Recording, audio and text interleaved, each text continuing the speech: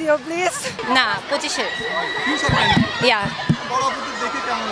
অনেক এক্সাইটেড লাগছে আর পড়াশোনায় আই গেস সিরিয়াসনেস ফাইনালি আসবে।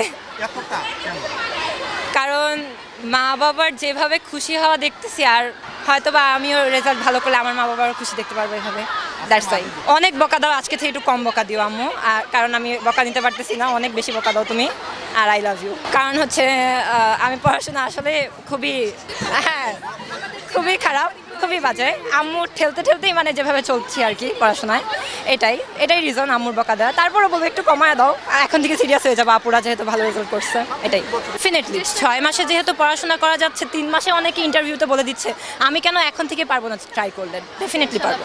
পড়াশোনায় একটা রেগুলারিটি থাকা লাগে। তুমি 7 দিন না পড়লে তো পরের দিন হায়ার ম্যাথের কি এইচই তো বুঝবো না তুমি। এটা ইম্পসিবল। বাবা তো থাকে না, আম্মুরই শাসন করা লাগে, আম্মুই আদর করে, এটাই। এইটা দেখে যদি মা আবার বেশি বকা দেয় তখন আই হোপ যে দিবে না, আম্মু কম বকা দিও প্লিজ, এটাই।